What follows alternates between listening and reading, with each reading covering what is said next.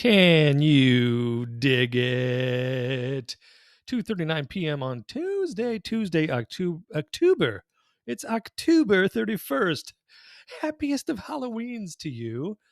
Just having a text conversation with my lady friend, aka my wife, because it is snowing here in the farm fields of Valparaiso, Indiana, and 15-year-old kid 3 has plans, him and his buddies, to go trick-or-treating. Really? You're 15. So no telling what they'll actually be up to. But when he gets home today, I'm going to try to talk him out of that because it is actually very cold and windy and snowing. In fact, what is the temperature right now? In the Valpo and the Rezo, 34 degrees. Hello. So it's basically winter. Speaking of winter, the portfolio has been pretty cold lately. But today, hey, we're making a little comeback. Don't call it a comeback. Me and LL Cool J were talking about it earlier. Up nearly 10K today. And I think what we will see, let's take a little, like when I pull out the crystal ball, right? Let's take a look at the crystal and the ball. Let's just pull up SPX, okay? Let's pull up the S, the P, and the X. Hey, that says strong sell. Dude, don't sell off yet. And here's why. So the crystal ball, that sweet crystal ball of ours, likes to attempt to predict the future. Remember those lines we talked about? I think it was last week, maybe a couple weeks ago before that. So right now, what we're looking at is the market is doing exactly what we think it's going to do, and that is it's going to go from where we're at today up to approximately 42.20. I know it's not that far out, but this is in the near term. So up to approximately 42.20 before retreating back to around 41.65. But guess what? Then it's going to turn the corner once more and head on up to 4,300. And then from there, if we can pierce that 4,300, then we're likely going to 44, maybe 4,600. So stay tuned for that, but look for those three moves to happen. So from where we're at today up to 42.20, maybe even 42.25, then it's going to retreat a bit to 41.65, then up to 4,300. So if you have any house cleaning to do with your portfolio, this will be an opportunity to do so. And I know I do. I have a little bit of housekeeping to do. Want to trim up some positions, but I don't want to just buy high and sell low all the time. Every once in a while, we want to try to limit our losses, right? As my lady friend said when I told her, hey, there's this thing called options. I think I'm going to look into it. She said, okay, fine. But rule number 1, don't lose money. Rule number 2, refer to rule number 1. So let's take a look at the position we're in right now. We have on the board, okay, Amazon 133 calls, 2 of them. Currently, Amazon trading at right around 132.90. So those are under pressure. Hey, come get them, Bezos. If you want them, come get them. Arista Networks now back underwater after having a very good earnings report, and the market liked it because we've seen some very good earnings reports, and the market said, not so fast. So got our eye on that. I'll think about rolling it, but I may just let that go along with Amazon. Datadog has been just down in the dirt like a dirty dog, but it's making a little bit of a comeback today. But I will take those shares at 83 because they do have earnings coming up at the end of next week. Or is it Tuesday? Where would you randomly say that? Is it the end of next week or is it next Tuesday? One or the other. I think I got a note here somewhere in my little notepad. Let's see here. Yep, 11/7. So what is that? Is that Tuesday? In that ballpark. Energy Transfer, 94% on those calls. Fastly, Fastly under pressure. Let's take a look. $16 calls. Currently at $14.62 a share. Is that because Fastly, when does Fastly report? Oh, tomorrow. Tomorrow. So that's the volatility speaking. So those $16 calls we'll find out tomorrow based on Fastly's earnings report. Checking my phone, just got a notification from Robin and the Hood. Let's see. So the puts, then those are both in no man's land at the current price. Even though the Fastly puts should be under more pressure, hopefully they'll have a great earnings report tomorrow, and all will be well. That ends well. McDonald's We bought those for what? What did we buy that McDonald's for? 246 and change or 247 and change? Let's take a look. We bought 100 shares at 246.52. Wasn't that long ago. Sold some calls, rolled a call. We're now at 250, but look what McDonald's has done. It said, hey, we're up here, but I may let those go, or I will roll them out to try to capture the next dividend, which the next dividend date coming up is November 30th. So we'll run the numbers on that and decide. Meta $300 call. That's one of those where I bought at $2.99 just minutes before earnings was reported last week. Earnings report was great, in my honest and accurate opinion, but the market said, I don't know. I don't think so. So we made some dollar bills on the calls. But if they want to come get them, Zuck, come and get them. You can have them for $300. Give me $1 profit plus whatever the $400 or $500 we've made on the call options. Meta currently at $30.39. So that should, according to my accurate crystal ball method that we talked about a minute ago, what we feel the market is going to do, those should be called away by the end of the week. Took a little shot at on semiconductor. They just took the crazy train yesterday right off the rails. Their earnings for the quarter was good, but guidance was wah, wah, wah. So the market said, how dare you, and slapped on semiconductor's face. And currently the $63 put is underwater at $62.91. I'll take on semiconductor at $63. I think basically all day, every day, and twice on Sunday. So Path 1550, those calls are under pressure. That's fine. You could have them back. Pepsi 170 calls not under pressure. What's Pepsi doing today? I thought it was up a bit. It is just a smidge at 162.87. So 170 is not. In fact, I can close those for $1 bill. I think I'll do that because Pepsi will be up again this week. So let's see, can we get them closed for $1? And then we can sell them again tomorrow for more. What do you think? Let's do it live. Okay, let's try to do that live. We'll buy those closed at the moment for $8.24. And there it is, $8.24. And those are back in our pocket. All right. So we'll sell them tomorrow or the next day when Pepsi's up even more, and then collect more dollar bills. So back here, what else we got? Palantir 1350s. They're reporting on the 2nd. Yeah.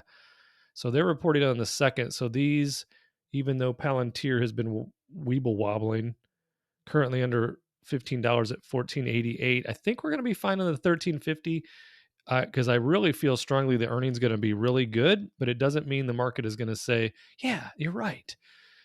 But the prediction will be good for Palantir. In fact, in Stacy's account, I'm holding off on selling calls right now on her shares of Palantir. And I do have, I think like 1,200 shares. I was thinking about adding 800 more today. We'll see what goes on between now and 3 p.m. Might add 800 more shares of Palantir in just a moment. But because I think they're going to be at least 16 plus after earnings, but that's just a crystal ball guess. PayPal puts, say that 3 times fast, would you?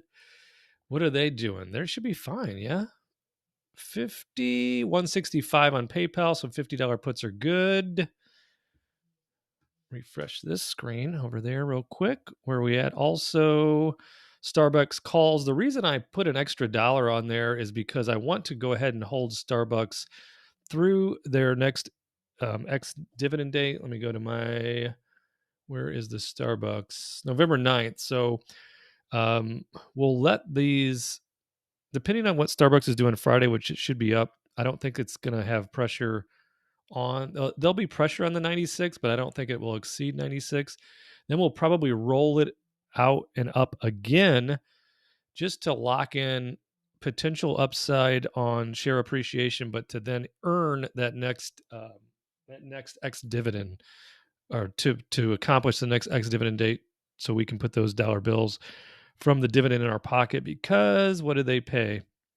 Starbucks pays 57 cents a share, so that's another $171. I'll take that. I'll take that. You know how I feel about selling puts, getting shares, collecting dividends, selling calls, blah, blah, blah. We called it the triple nipple. We called it the wheel of fortune. I'm thinking about, in fact, I took a position today. I'll check in with on a moment on Chevron. It's that exact play. I'm selling puts, hoping to be assigned before ex dividend date, holding through ex dividend date, locking in those dividends, and then I'm going to sell calls for just a very tiny share appreciation, which really then becomes a quad. What do we want to call it? Quadzilla? Quado, the quad tree. Think about that off air, Bart, not now. Keep it going here. SoFi calls are good, but SoFi up a little bit today. Square calls are still basically golden because Square is downtown the Chinatown. Tesla making a little bit of a comeback today. They won a lawsuit regarding an accident with the self-driving. What's that say? Gilead call options have lost more than 20%. Good. That means Gilead is moving up, and you can call those away if you'd like. Tesla 210 calls, those are fine as well. Verizon, I'll probably need to roll those. We may need to roll that. We will roll those because I want to maintain those shares. Let's see what kind of action we can get right now. Whoa, they're up over $35. Can we catch any upside on a roll, and how far out do we have to go to do so? So if we go on a net 7, which was 10 days from now,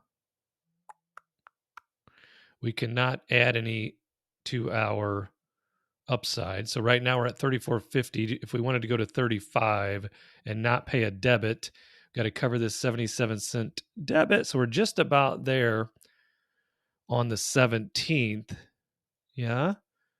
So we'll keep an eye on that, but we'll be rolling those one way or the other unless we decide to let them go. I don't know. And everything's on the table right now because I do need to consider tax loss harvesting for the end of the year. So we'll be deciding which positions need to either be trimmed or eliminated completely.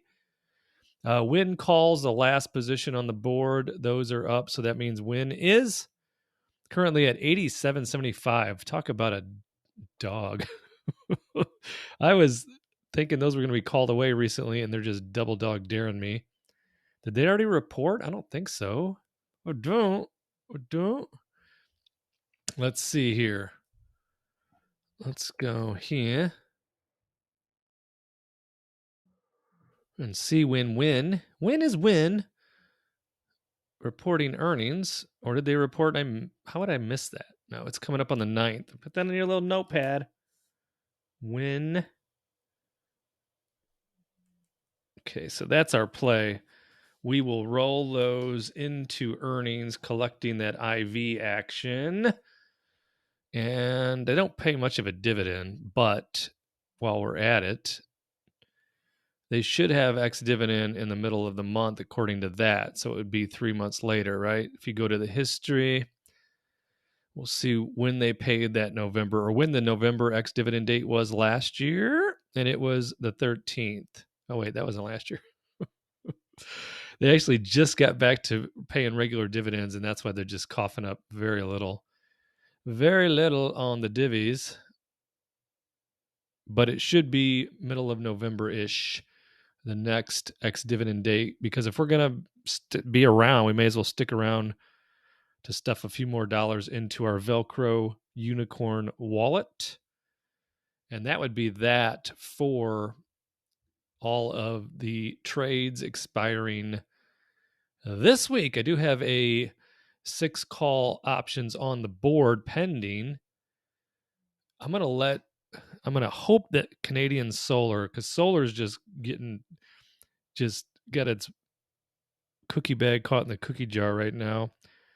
They have earnings coming up, so I was looking to capitalize on the earnings on the IV to get some do-re-mi here on the options for 11.17. Right now, they're still on the board, so I think they're only in 5-cent increments. So we'd have to go down 5 cents. I'm going to roll the dice and take my chances that Canadian Solar will be up a little bit on top of what they're up today, so we can get that 35 filled if it doesn't fill before the day is over. So we got S&P, or we got SPX down just a couple ticks under the 4190, which is what I was hoping they would close above today, would be the 4190 to help show us that it is going indeed to the 4220, 4225. So that is right, just banging its head on it. Knock, knock, knocking on heaven's door. So we'll keep an eye on that. Go to our positions so far this week, which would be just 2 days, right? So here's yesterday. It was Call City, AbbVie, Deere, CRISPR, Fastly, Gilead, Robinhood, Path on semiconductor. We actually did buy our call close because I think we're going to have at least a baby bounce on semiconductor after the big Chinatown it took this week. 2344 collected yesterday, and then today we did sell 4 contracts on Datadog, collected 1,048 because we sold it into earnings. I'm not concerned because that covers us as far as if they are called away at that number. Chevron, here's the play I made. This is the triple nipple, aka the Wheel of Fortune, aka the quad dough trade, which is Chevron, I think, is beat down a little bit more than it should be. We put 144s on the board, which at the time it was trading at like 144.79. And now I see Chevron's at 145.56. 5 contracts, 11.10. The reason I picked 11.10 is they have ex dividend on the 16th, I think. Let's check it out. Yeah, on the 16th, ex dividend date. So the idea would be we'll put these shares at the end of business on the 10th, or I should say before the midnight on the 10th. We collected $8.69 for doing so. Then we turn around and lock in our $1.51 a share dividend on the Chevy and the Ron 500 shares. So that's another $755. Then we turn around and get a triple double. We sell the 145 put or 145 calls. So making a buck on share appreciation, that'd be another 500 when called away. And like for fun, let's see what Chevron, just even on a day today when it's even down, we would hope to do it on a green day, which will be coming up soon. Okay. So if we were to trade Chevron calls, and let's just say we went out like 3 weeks on it, 3 weeks, and we couldn't even sell. Yeah, we could sell 145s right there for 300, right? 305, I should say. And if we had 5 contracts, that'd be another $1,525. And you would currently, because we'd be getting in hypothetically at 144. It may likely not happen because Chevron might just be going up from here. Are you following the quad dough strategy? Collect money on the puts, lock in your dividend, right? So there's 2. Then you sell the call option and collect premium on the dividend. Premium on the call option, like $1,525 according to this very real example. And then you collect $1 on share appreciation on 500 shares. So that's 500. That's the quad dough trade. I don't like that name, really. Who asked you, Terry?